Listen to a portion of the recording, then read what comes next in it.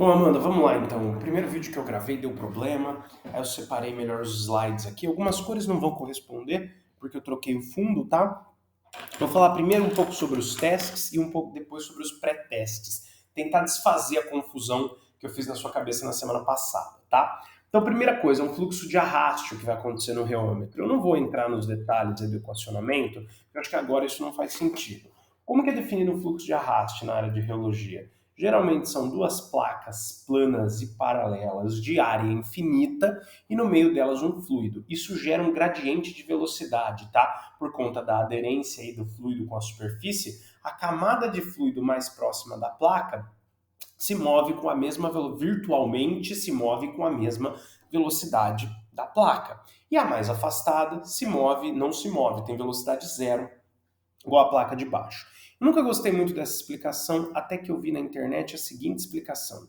Imagina o seguinte, imagina que isso aqui seja o fundo de um lago, esse risco seja o fundo de um lago, então ele tem um limite aí em algum lugar, não necessariamente aqui, e que aqui seja a água da superfície do lago. Para não confundir, eu vou fazer de outra cor um barquinho. Bom, deveria ter feito o azul ali, né? Mas enfim, eu vou fazer o barquinho em amarelo. Aqui você tem um barquinho que está flutuando na água desse lado. Não vai caber muito bem a vela e a bandeirinha aqui, então eu vou fazê-las bem pequenas por conta da limitação do espaço.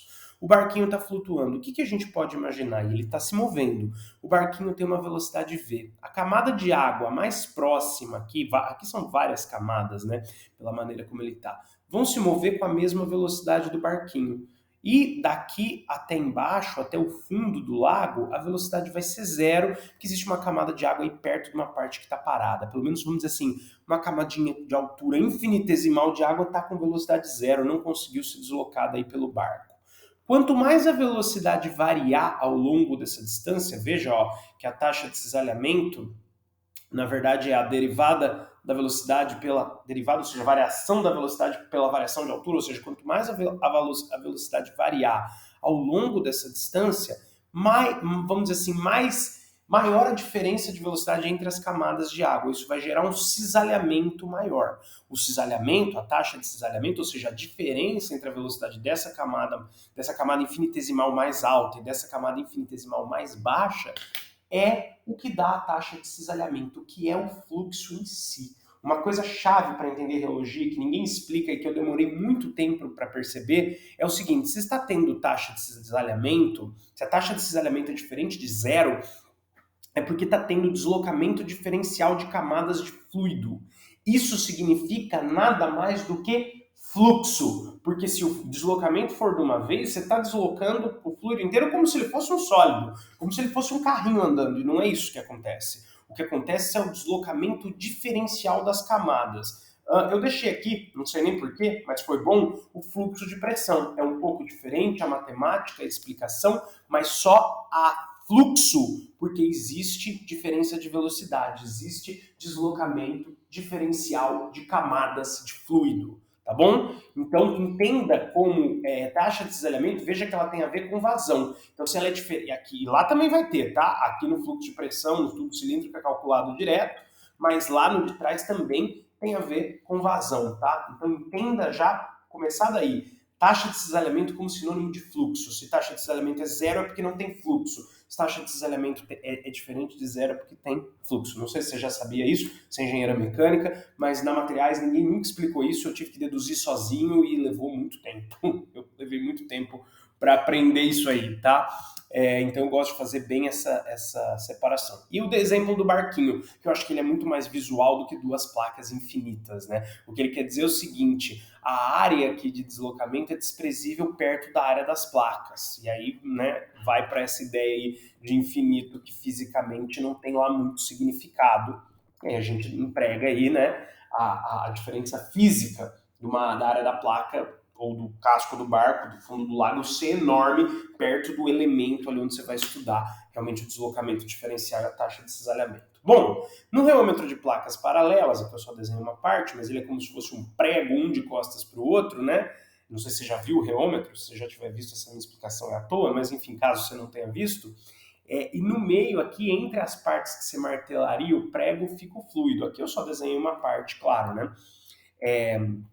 Aqui eu fiz ele sem o fluido e aqui com o fluido com o polímero fundido. O que vai acontecer com esse movimento, tem reômetros que o que movimenta é a placa de baixo, mas o importante é que uma se movimente e outra fique parada, localmente vai acontecer exatamente aquele fluxo de arraste.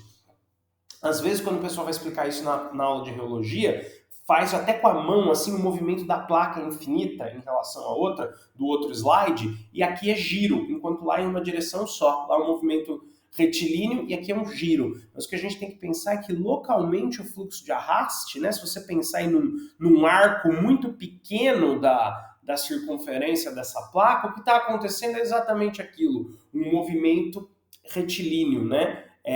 Pelo menos em cada elemento infinitesimal desse fluido, tá bom? E por isso que eu desenhei aqui, não tá muito fácil de ver, eu ampliei, tá vendo? Aqui, isso é a ampliação do outro desenho. Mudou as cores, porque como eu falei, eu mudei o padrão do slide, isso era um print do slide, aí essa não teve como mudar, tá? Mas aí ficou até bom, ficou a cor mais clara, aí ficou mais visual. Ali em cinza era o fluido, em marrom, sei lá eu que cor que é essa, né? Cor de tijolo, é a ferramenta metálica do reômetro, aqui em azul a ferramenta metálica do reômetro, em amarelo o fluido. Tá? E o que se obtém nesse ensaio? É um fluxo de arraste, como a gente já falou, e o gráfico obtido é esse daqui. Para a maioria dos polímeros, a gente vai ver um platô newtoniano e depois uma queda de viscosidade, que a gente já vai falar o que significa, eu ia falar agora, ia me precipitar a falar agora, mas tem uma figura bonitinha para mostrar isso lá na frente.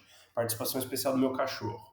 É o logaritmo da viscosidade, tá? Pelo logaritmo da taxa de cisalhamento, senão ela não fica exatamente com esse formato aqui. O cachorro está prestando bastante atenção na aula. O vidro já está fechado? Já. Vai ter que ficar com esse fundo mesmo, paciência.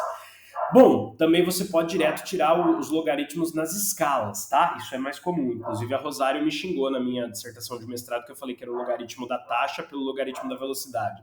Tanto faz você colocar os valores de logaritmo da viscosidade aqui, de logaritmo da taxa aqui, ou então fazer escala logarítmica aqui com os valores reais e escala logarítmica aqui, vai dar no mesmo, tá? O formato é o mesmo. E aí, com isso, comparando essa curva, que é a curva de fluxo, né, ó, viscosidade versus fluxo, porque agora a gente já sabe que taxa de cisalhamento é sinônimo de fluxo, é o que vai nos dar boas indicações aí de mudanças estruturais, justamente porque tem baixas taxas de cisalhamento. Não dá aqui para a gente estimar processamento, tá? Porque a taxa de cisalhamento é muito baixa. Aqui ela variaria mais ou menos, aqui seria, a gente pode até colocar como zero, mas na verdade a gente sabe que o gráfico é logarítmico, então ela varia de 10 a menos 2 até 10 a 2 ao longo do ensaio como um todo. Isso aqui é a unidade segundos a menos 1, tá? Ambos estão nessa unidade em segundos a menos 1. Beleza? Isso aqui, obviamente, não é o logaritmo, né?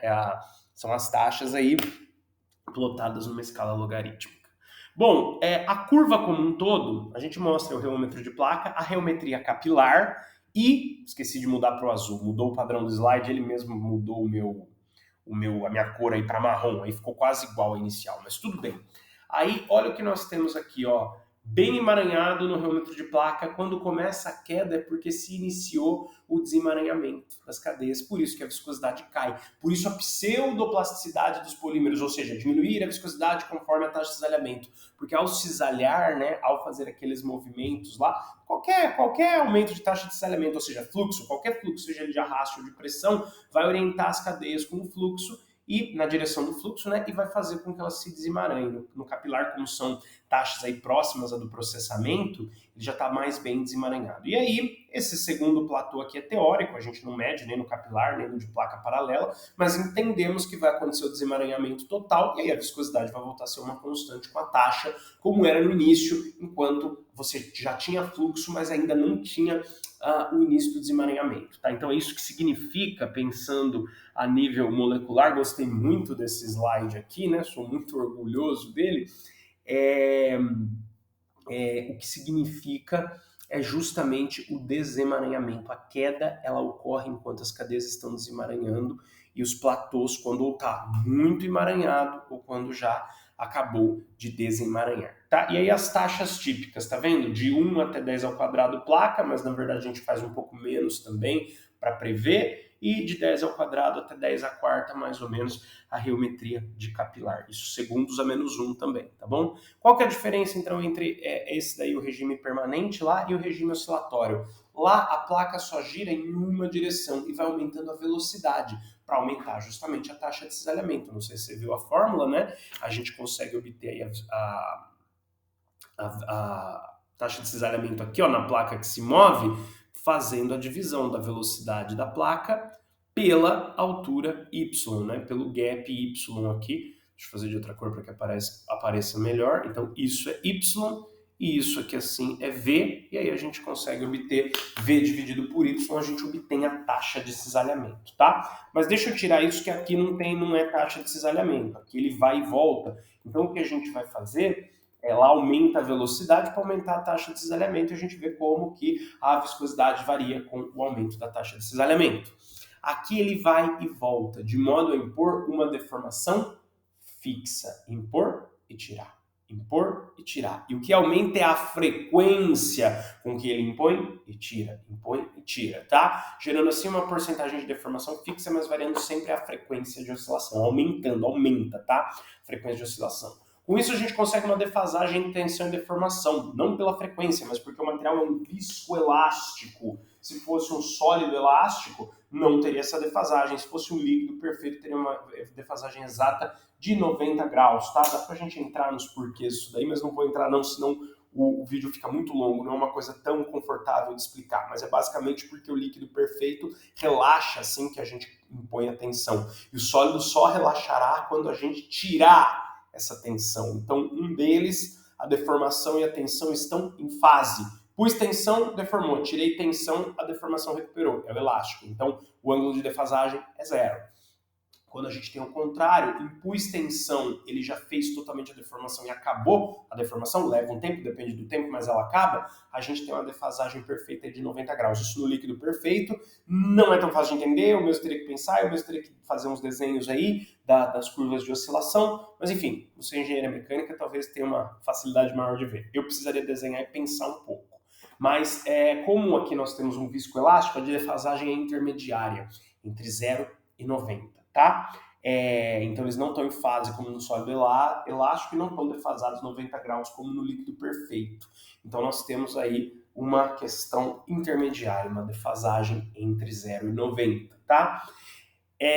A gente consegue dividir o módulo medido nesse ensaio aqui, que é módulo é a tensão dividida pela deformação, tá? Em duas componentes, uma real e uma imaginária, tá? Eu pus exatamente a mesma matemática da aula passada, porque isso eu expliquei num curso, no qual na aula anterior eu tive que falar de DMTA e a mesma ideia aí, pelo menos a mesma matemática complexa aplicada ao armazenamento e à perda. De uma maneira bem geral, esse cara aqui é como se fosse um módulo elástico, porque ele representa a fração sólida, só que num viscoelástico, num regime oscilatório não permanente. Esse é como se fosse a viscosidade, bem entre aspas, ambos bem entre aspas, tá? Só que em vez de ser no regime permanente, no regime oscilatório, ou seja, isso aqui tem a ver com a porção líquida, com a componente viscosa, com aquela que você aplica uma tensão e ele já dissipa essa tensão, e esse tem a ver com a parte elástica, aquele no qual você aplica uma tensão, ela armazena essa tensão até que você retire a tensão. Por isso que é módulo de armazenamento e módulo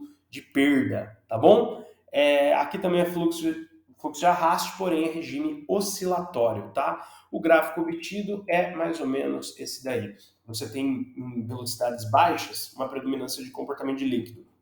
Em velocidades altas de solicitação, né, você tem aí altas frequências, né, predominância de comportamento de sólido. Eu explico isso num outro vídeo, vou colocar aí na descrição, usando o Silipurri, que é uma massinha que foi pensado como produto de limpeza, depois virou um brinquedo, que ele é um viscoelástico à temperatura ambiente. Então é muito bom para a gente compreender o significado desse gráfico aqui. Copia ele aí no papel antes de assistir o vídeo que está na descrição, que eu acho que vai ficar mais fácil de compreender a ideia. Aqui, imagina que a placa rotacionando, fazendo uma solicitação lenta, predominância de comportamento de líquido. Aqui a placa girando, fazendo uma solicitação rápida. Aqui a predominância de comportamento de sólido. Já os pré-testes, esse é para ser o último slide, os pré-testes, o que acontece aqui com eles? Olha só o que eu te falei. Eu falei que no do regime permanente, você tem que tirar a viscosidade ou tensão versus o tempo. E aí você tem que observar quanto tempo leva para a viscosidade se tornar independente do tempo. Então esse gráfico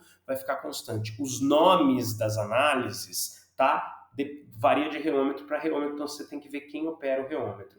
Então, o tempo aqui que fica constante, que é mais ou menos no olhômetro, é o tempo de relaxação do seu polímero, que para a maioria das amostras é aproximadamente 10 segundos. Se você não puder fazer esse pré-teste, 10 segundos geralmente é uma aproximação boa e usual. O que significa a viscosidade ficar independente do tempo? Significa que ele relaxou, que ele sofreu uma nova solicitação, um aumento de tensão ali pela máquina, sentiu o aumento de tensão dentro dele e dissipou. Não depende mais do tempo, ficou constante a viscosidade. Dessa forma, pondo esse intervalo entre uma solicitação e outra que ele vai sofrer, a gente consegue aí entrar em regime permanente. Isso faz com que a gente consiga estudar a dependência da viscosidade só com a taxa de cisalhamento e não com o tempo de relaxação da solicitação. Tá? A gente garante que já relaxou antes de medir ali a viscosidade naquela taxa, tá? Porque a gente vai medir em cada taxa em regime permanente. Então você tem um gap aí entre a geração pelo equipamento de um ponto e outro do seu experimento, né? Esse gap é para garantir que entre um ponto do experimento e outra, você tem aí o seu material em regime permanente. Seguindo mais ou menos a mesma ideia, só que aqui é no oscilatório, aqui a gente quer determinar o tempo, né, nesse aqui, o tempo entre uma solicitação e outra. Aqui a gente quer determinar a amplitude... tô com a caneta preta em cima do fundo escuro. Aqui a gente vai determinar a amplitude de deformação, ou o valor da deformação, de cisalhamento é deformação aqui, não é taxa, que a gente tem que fazer em cada oscilação. Lembre-se, ali você varia a taxa de cisalhamento. E o que a gente vai calcular é o tempo entre uma solicitação e outra, que a gente deve esperar para melhorar os nossos resultados. Aqui, ó, o que a gente vai estudar é a independência dos módulos em relação à deformação. Quando a gente vê aí, ó, ambos os módulos aumentando, eles aumentam um pouquinho conforme você aplica a sua deformação cíclica. Mas existe uma deformação que é maior, ela é grande o suficiente, de modo que eles não dependam dessa deformação e apenas da frequência com que ela é aplicada. Então a gente vai aumentando a deformação e vê a partir de que momento os módulos ficam independentes da deformação. Isso garante para a gente que a gente meça as propriedades viscoelásticas lineares em regime oscilatório, tá? Se usar uma amplitude de deformação muito baixa, a gente pode sair do regime linear. Então ela precisa ser grande aí o suficiente para que a gente garanta que os módulos vão ser independentes. Assim a gente está estudando só a frequência da oscilação e não o quanto o material é deformado em cada oscilação. Ou melhor, como que ser deformado modificaria ele. Não, a gente passou já, vamos dizer assim, da amplitude de deformação que faria alguma mudança. A gente está fazendo uma maior, de modo que os módulos não dependem do valor dessa amplitude de deformação, mas sim também da velocidade com que ela é imposta e retirada, imposta e retirada. Aqui, salvo engano, é 0,1% de deformação, ou nunca sei se é isso ou se é 1%, tá? 0,1 seria 10%, 10% não é, 10% é muito. Salvo engano, é isso para a maioria dos materiais, tá? Se você não puder fazer, só me dá um tempo para eu confirmar esse valor aqui, que esse eu não tenho certeza, tá? Se você não conseguir fazer esses pré-testes para aumentar a sua precisão, 10 segundos como tempo de relaxação é uma boa estimativa. E esse aqui, se for esse valor mesmo, também é uma boa estimativa, tá? Aí, os nomes dos ensaios é quem opera o reômetro. Então, por isso que se eu fosse você, copiava esses gráficos, né? Esse também, que é o teste em si. Cadê? Esse outro também, eu já passei, desculpa. Aquele outro também, que é o teste em si. Deixa eu chegar lá. Esse outro também, que é o teste em si. Copia esses 4 gráficos. Esses dois, para que você consiga discutir com a pessoa qual variável versus qual você quer, né, quem vai operar o reômetro, para que você faça aí os testes. Então esse é o pré-teste do regime permanente, né, ou seja, é o pré-teste desse daqui, ó. Esse aqui é o pré-teste do viscosidade vezes taxa, que tem essa cara aqui, e esse é o pré-teste do G' e G2' versus a frequência, que eu não vou fazer as curvas de novo, que ele é mais chatinho de desenhar esse aqui, mas era esse que estava aqui. Isso, esses dois, tá? Cada um desses é o pré desse aqui, porque esses dados vão ser pedidos para você alimentar no reômetro quando você fizer esse teste. Esse dado vai ser pedido para você alimentar no reômetro quando você fizer esse teste. E reologia sempre é ponto, tá? Sempre os gráficos com ponto, o scatter lá que os softwares fazem. Nunca linha, porque a linha, se você ligar, vai dar um pouco aí de imprecisão. Então a gente sempre usa com ponto. Tudo bem? Espero que tenha esclarecido, ou melhor, confundido um pouco menos do que a semana passada, tá?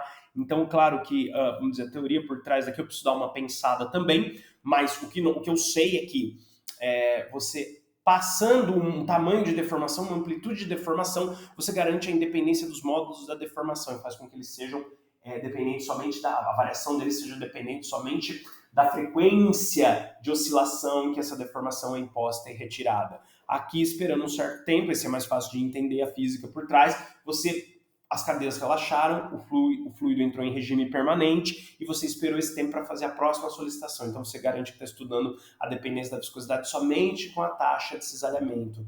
Você garante que entrou em regime permanente, que cada medida foi feita em regime permanente. Esse, como eu falei, é um pouco mais difícil de entender a física, mas o que nós sabemos é que ultrapassando uma dada amplitude de deformação, você entra no regime oscilatório, que vai medir as propriedades viscoelásticas lineares. E aí, aqui depende só da frequência e não mais do tamanho da deformação, porque vai ser um tamanho fixo e a gente vai estudar a variação da frequência com ela. E aqui passa a depender não mais do tempo, mas somente da taxa de deformação, da velocidade aqui nessa de giro num sentido só e daqui na velocidade do vai e volta também do giro do reômetro. Tá bom, Amanda? Espero que tenha te desconfundido um pouco. Até mais e valeu!